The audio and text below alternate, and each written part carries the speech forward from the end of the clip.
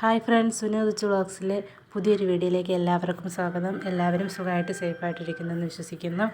അപ്പം നമ്മുടെ ഓണസദ്യയിലെ 6ാമത്തെ ഐറ്റമായ സാമ്പാറാണ് ഇന്ന് നമ്മൾ തയ്യാറാക്കുന്നത്.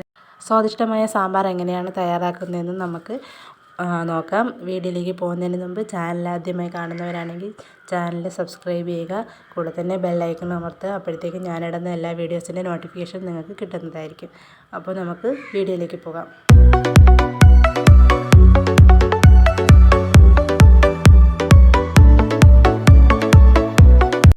സാമ്പാർ തയ്യാറാക്കാനായിട്ട് ഇവിടെ സാമ്പാർ പരിപ്പാണ് എടുത്തിരിക്കുന്നത്.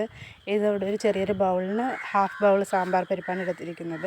ഇത് നമുക്ക് നന്നായിട്ടൊന്ന് വാഷ് ചെയ്ത ശേഷമാണ് വേവിക്കാൻ വെക്കുന്നത്.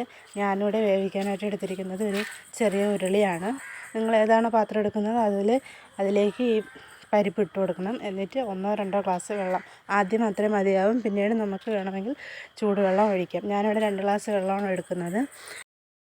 പിന്നെ അതിലേക്ക് ആവശ്യത്തിന് ഉപ്പ് ചേർക്കണം.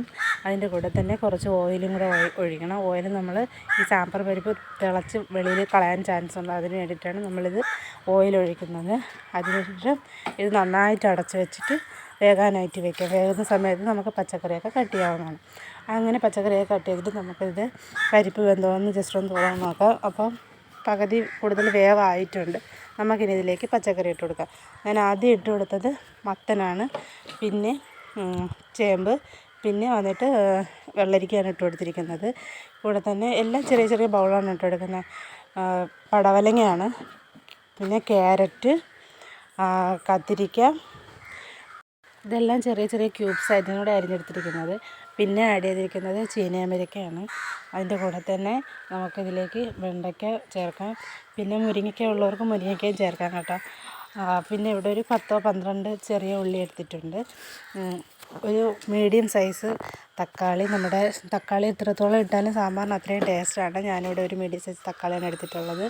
പിന്നെ 1-2 മുളക് പൊടി നമ്മൾ ചേർക്കുന്നുണ്ട്. മുളക് അധികം വേണമെന്നില്ല. പിന്നെ ഒരു ഗ്ലാസ് ചൂടുവെള്ളവും കൂടെ ചേർക്കുന്നുണ്ട്. ഇല്ലെങ്കിൽ ഈ മലക്കറിയെല്ലാം വെന്ത് അടി പിടിക്കാൻ ചാൻസ് ഉണ്ട്. പിന്നെ ഞാനിവിടെ എടുത്തിരിക്കുന്നത് കായമാണ്. കായം ഞങ്ങളിവിടെ കട്ട കായമാണ് ഉപയോഗിക്കുന്നത്. അതുകൊണ്ട് ചെറിയൊരു കായം അത്രയും അങ്ങ് എടുക്കുവാണ്. പൊടി ഉപയോഗിക്കുന്നവർക്ക് അങ്ങനെ ഉപയോഗിക്കാം. ചിലപ്പോൾ പൊടി ഉപയോഗിക്കുന്നവർക്ക് വേണമെങ്കിൽ കടുക് വറുക്കുന്ന സമയത്ത് കായ ആഡ് ചെയ്ത് അങ്ങനെ ചെയ്താലും മതി. ഇതിപ്പോൾ ഇത് വെന്ത് അലിയണമല്ലോ, അതുകൊണ്ട് ഞാൻ നേരത്തെ ഇട്ട് കൊടുക്കുകയാണ്. എന്നിട്ട് നമുക്കിത് അടച്ച് വെച്ച് വേവിക്കാം. ഒരു 5-10 മിനിറ്റ് കഴിഞ്ഞ ശേഷം നമുക്കൊന്നും കൂടെ ഒന്ന് തുറന്ന് നോക്കുമ്പോഴത്തേക്കും ഈ മലക്കറി എല്ലാം ഏകദേശം വെന്ത് പകുതി വേവ് കഴിഞ്ഞ് വെന്ത് കാണും. അപ്പോൾ നമുക്കിത് നന്നായിട്ടൊന്ന് ഇളക്കി കൊടുത്തതിന് ശേഷം ഇതിലേക്ക് നമുക്ക് മസാലകൾ ആഡ് ചെയ്യാം. മസാലയ്ക്ക് ഇവിടെ ഒരു 1/2 ടീസ്പൂണ് മഞ്ഞൾപ്പൊടി, അടുത്തതായിട്ട് ചേർക്കുന്നത് മല്ലിപ്പൊടിയാണ്. മല്ലിപ്പൊടി 2 സ്പൂണ്. പിന്നെ നമ്മൾ ചേർക്കുന്നത് മുളക് പൊടിയാണ്. അത് നമ്മുടെ എരിവനുസരിച്ച് ചേർക്കാം. 1 സ്പൂണോ അല്ലെങ്കിൽ 3/4 സ്പൂണോ ചേർക്കാവുന്നതാണ്. പിന്നെ ഞാൻ ചേർത്തത് ഉലുവയാണ്. കൂടെ തന്നെ ഒരു ശകലം പുളി പിഴിഞ്ഞൊഴിച്ചത്. അത് പുളി നമ്മുടെ സാമ്പാർ കേടാകാതിരിക്കാനും പിന്നെ ചെറിയൊരു പുളിപ്പിന് വേണ്ടിയിട്ടുമാണ്. എന്നിട്ട് നമുക്കിത് അടച്ച് വെച്ച് നന്നായിട്ടൊന്ന് വേവിക്കാം. ഇനി മസാലകളും ഈ മലക്കറിയെല്ലാം നന്നായിട്ട് വെന്ത് കുഴയുന്ന സമയം വരെ നമുക്ക് വെയിറ്റ് ചെയ്യാം. അത് കഴിഞ്ഞ് നമ്മൾ കുറച്ച് കഴിഞ്ഞിട്ട് ഒന്നും കൂടെ തുറന്ന് നോക്കുമ്പോഴത്തേക്കും നന്നായിട്ട് തിളച്ച്, നമുക്കിതിനിടയ്ക്ക് വെള്ളം ആവശ്യമുണ്ടെങ്കിൽ ഒരു ഗ്ലാസ് ചൂടുവെള്ളം ഒഴിച്ച് കൊടുക്കാം കേട്ടോ. പിന്നെ ഇല്ലെങ്കിൽ ഇത് തണുത്ത് പോകുമ്പോഴത്തേക്കും സാമ്പാർ ഒരുപാട് കട്ടിയായി പോകും. അപ്പോൾ ഇവിടെ മലക്കറിയൊക്കെ ഏകദേശം വെന്തിട്ടുണ്ട്.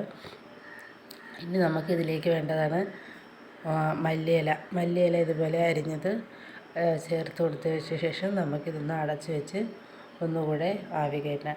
അത് കഴിഞ്ഞ ശേഷം നമുക്കിത് ഫ്ലെയിം ഓഫ് ചെയ്തിട്ട് കടുക് താളിച്ച് നമുക്കിതിലേക്ക് ഒഴിക്കാം. കടുക് താളിക്കുന്ന സമയത്ത് വറ്റൽമുളക് കൂടെ ഉണ്ടെങ്കിൽ കുറച്ചുകൂടെ ടേസ്റ്റ് ആയിരിക്കും. അത് ഇത്രയേ ഉള്ളൂ നമ്മുടെ സാമ്പാർ. അപ്പോൾ ഞാൻ ഈ രീതിയിലാണ് സാമ്പാർ തയ്യാറാക്കുന്നത്. നിങ്ങളും ഈ രീതിയിൽ ഒന്ന് തയ്യാറാക്കി നോക്കൂ. തീർച്ചയായിട്ടും ഇഷ്ടപ്പെടും. ഇഷ്ടമായാൽ കമൻറ്റ് ബോക്സിൽ കമൻറ്റ് ചെയ്യണം. പിന്നെ ഇത് കൂടാതെ വേറെ എന്തെങ്കിലും ടിപ്സൊക്കെ ഉണ്ടെങ്കിൽ അതും നിങ്ങൾക്ക് കമൻറ്റ് ചെയ്യാം. അപ്പോൾ നമ്മുടെ ഈ സ്വാദിഷ്ടമായ സാമ്പാർ നിങ്ങൾക്ക് എല്ലാവർക്കും ഇഷ്ടമായെങ്കിൽ ലൈക്ക് ചെയ്യുക, ഷെയർ ചെയ്യുക, ഫ്രണ്ട്സിനും ഫാമിലിക്കൊക്കെ അയച്ചു കൊടുക്കുക. കൂടെ തന്നെ നിങ്ങളത് ഉണ്ടാക്കി നോക്കിയിട്ട് എങ്ങനെ ഉണ്ടായിരുന്നു എന്നും കൂടെ പറയണം. അപ്പോൾ അടുത്തൊരു വീഡിയോയിൽ കാണുന്നവർ വരെ ടാറ്റാ, ബൈ ബൈ.